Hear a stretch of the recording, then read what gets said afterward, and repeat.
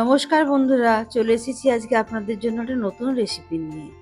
এটা একটা স্ন্যাক্সের রেসিপি। সন্ধ্যের চায়ের সঙ্গে তো এটা জাস্ট জমে যাবে।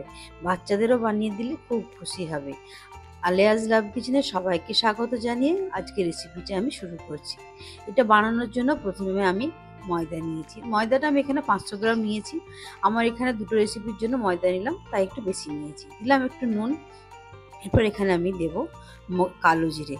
এই কালো জিরেটা অবশ্যই দেবেন, দিলে কিন্তু খেতে ভালো লাগবে। আর যদি আপনার কাছে কোনো রকমভাবে না থাকে এতে দিতে হবে না। এখানে 3 থেকে 4 চামচ মতো আমি তেল দেবো ময়ামের জন্য। দিয়ে শুকনো এই ময়দাটা ময়ামের সঙ্গে ভালো করে হাত দিয়ে একটু মেখে নেবেন, যেন ময়দার সঙ্গে তেলটা বেশ ভালো মতো মেখে যায়। দেখুন এইভাবে মেখে নিয়ে আপনারা কিছুক্ষণ মাখলে দেখবেন হয়ে যাবে। তারপর এটা আমি একটা উষ্ণ গরম জল দিয়ে একটা ডো বানাবো। এটা কিন্তু যে নর্মাল টেম্পারেচারে জল দিয়ে মাখবেন না, তাহলে কিন্তু জিনিসটা ভালো হবে না। আর খুব বেশি ফুটন্ত জল দিও না, একটা উষ্ণ গরম জল নেবেন, সেটা দিয়েই কিন্তু সুন্দর হবে। উষ্ণ গরম জল দিয়ে মাখলে এটা পারফেক্ট হবে, বেশ একটা ক্রিস্পি ব্যাপার হবে।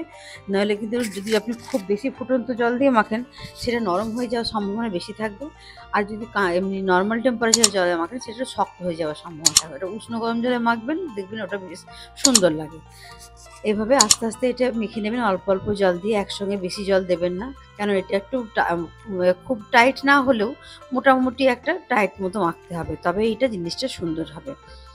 খুব নরম এটা মাখবেন না, একটু মিডিয়াম বেশ টাইট টাইট মতোই মাখতে হবে। দেখুন মাখাটা আমার হয়ে গেছে, দেখেই আপনারা বুঝতে পারছেন যে কীরকম মাখা হয়েছে। জাস্ট আমরা যেরকম লুচিতে একটু শক্ত শক্ত মাখি না, সেই রকম মাখলেই মোটামুটি আপনাদের হয়ে যাবে। দেখুন দেখেই বুঝতে পারছেন আমার মাখাটা হয়ে গেছে। এরপর এর ওপর একটু তেল লাগিয়ে রেখে দেবো, যাতে ওপরটা শুকিয়ে না যায়, কড়া শক্ত না হয়ে যায়।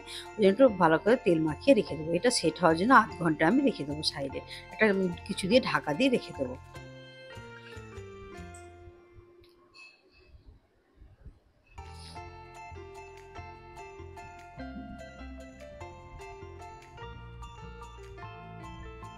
আধ ঘন্টা পর ঢাকাটা খুলে দেখবো কি হয়েছে।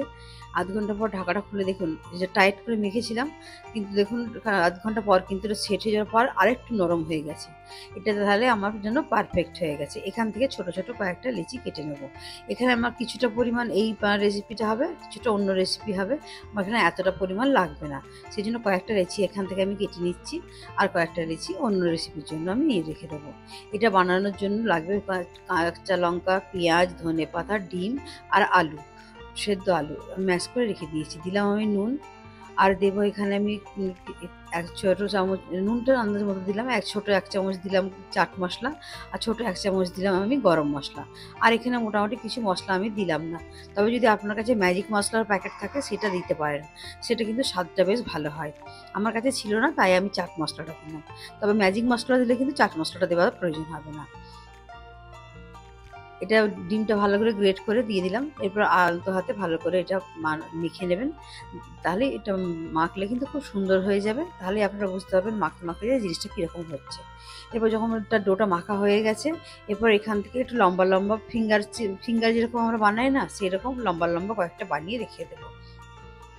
এটা আর কি ভেতরে স্টাফিং দেওয়া হবে। খুব বেশি মোটা মোটা বানাবেন না, একটু ছোট ছোট সরু একটু সরুর মধ্যেই বানাবেন, তবে এটা আপনার কাজটা করতে কিন্তু সুবিধা হবে। এরপর এখান থেকে ছোট ছোট লেচি কেটে আমি বানিয়ে নেব। প্রথমে লেচিগুলো একটু ময়দা দিয়ে আমি বেলে নিচ্ছি। দেখুন কিভাবে করছি, একটু খেয়াল রাখবেন।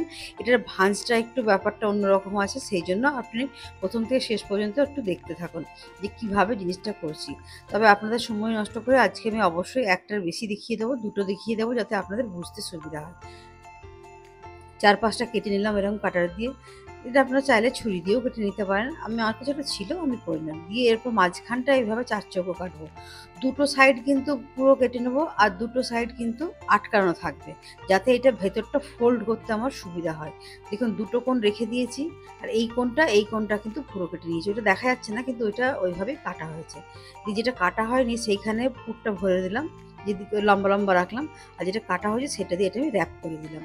দিয়ে এইভাবে এই দিকটাও র্যাপ করে নিতে হবে। বুঝতে পারছেন জিনিসটা কি সুন্দর একটা ডিজাইন তৈরি হয়ে গেল।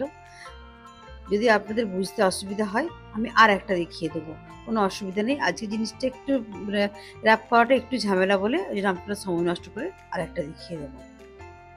বন্ধুরা, আমার রান্নাগুলো যদি আপনাদের ভালো লেগে থাকে অবশ্যই চ্যানেলটা সাবস্ক্রাইব করে পাশে থাকার অনুরোধ রইল। পাশে থাকা বেল নোটিফিকেশনটা অবশ্যই অন করে দেবেন, যাতে আমার আপলোড করা যে কোনো ভিডিও সবার প্রথমে আপনার কাছে পৌঁছে যেতে পারে। ভিডিওগুলো লাইক শেয়ার করবেন। ভিডিওগুলো যদি আপনাদের ভালো লাগে তাহলে অবশ্যই কমেন্ট করবেন। আর যদি কোনো বন্ধু ভিডিওগুলো দেখে কোনো রেসিপি বানান তাহলে অবশ্যই আপনারা জানাবেন যে কীরকম আপনাদের ভালো লাগলো। ভালো লাগলো কি খারাপ লাগলো সবটাই আপনারা জানাবেন। আপনাদের সবটাই আমার জানার ইচ্ছাতে রইল। আপনারা অবশ্যই আশা করি জানাবেন। আর আমার পরিবার খুবই ছোট, আর আপনাদের সাহায্য ছাড়া তো আমার পরিবার কোনোদিনও বড় হতে পারবে না। তাই চাইলাম যে আপনারা যদি আমার পরিবারের পাশে দাঁড়ান তাহলে আমার পরিবার কিন্তু একটু বড় হতে পারে। তাই আপনাদের কাছে আমার রিকোয়েস্ট রইল আমার চ্যানেলটা সাবস্ক্রাইব করার। এই একই রকমভাবে দেখুন বানিয়ে নিচ্ছি। আপনারা দেখেই বুঝতে পারছেন কীভাবে বানাচ্ছি। আগে একটা দেখিয়ে দিয়েছি, এখন আবার আর একটা দেখিয়ে দিলাম। তাহলে আশা করি আপনাদের কোনো অসুবিধা হবে না, আপনাদের বুঝতে কিন্তু খুবই সুবিধা হয়ে যাবে। বাকি কয়েকটা আমার বানানো হয়ে গেছে, এরপর যে কটা আমি বানিয়েছি সেগুলো আপনাদের দেখিয়ে দিচ্ছি যে প্রত্যেকটা আমি এভাবে বানিয়ে নিয়েছি। এরপর কড়াইয়ে আমি তেল গরম করতে দিয়েছি। খুব হাই হিট নয়, একদম খুব কাঁচাও তেলটা নয়, একদম একটু হালকা গরম হয়েছে, এরকম অবস্থায় আমি এগুলো ছেড়ে দেবো। এটা বুঝতে পারছেন একটু লো হিটেই ভাজতে হবে, তবে এটা ক্রিস্পি হবে, কারণ এটা একটু মোটা মতোই জিনিস। এটা হাই হিটে ভাজলে কিন্তু ওপরটা লাল হয়ে গিয়ে ক্রিস্পি ব্যাপারটা হবে না। এটা হালকা আঁচে একটু ধৈর্য নিয়ে একদম কম মিডিয়াম থেকে কম আঁচে হালকা হালকা করে ভাজুন, দেখবেন জিনিসটা খুব সুন্দর হবে। এটা কিন্তু খেতে বা দেখতে দুটোই খুব সুন্দর হয়। চায়ের সঙ্গে খেতে, বা কেউ বাড়িতে হঠাৎ করে গেস্ট এসে গেছে, বা বাচ্চাদেরকে একটু কিছু ভালো বানিয়ে দেওয়ার জন্য এটা কিন্তু খুবই সুন্দর একটা রেসিপি। অবশ্যই বাড়িতে বানিয়ে দেখবেন। এভাবে আস্তে আস্তে এটা লাল হতে থাক, ততক্ষণ আমরা এটা ভাজতে থাকি। ততক্ষণ পর্যন্ত এটা ভাজবো যতক্ষণ না এটা লাল হচ্ছে। খুব আলতো হাতে এটা ভাজবো। দিয়ে তারপর যখন একটা দিক হয়ে যাবে তারপর এটা উল্টে দেবো। যখন মনে হবে যে একটা দিক সঙ্গে সঙ্গে দিয়ে কিন্তু উল্টাবেন না। একটা দিক একটু হয়ে যাওয়ার পর উল্টাবেন। দেখুন হয়ে গেছে, আমি এরপর এগুলো উঠিয়ে নেব। বেশ সুন্দর একটা লাল কালার হয়ে গেছে, এর থেকে বেশি ভাজলে পুড়ে যাবে। যথেষ্ট হয়েছে, তুলে নিয়েছি। এরপর বাকি যে কটা আছে সেই কটা আমি এবার ভেজে নেব।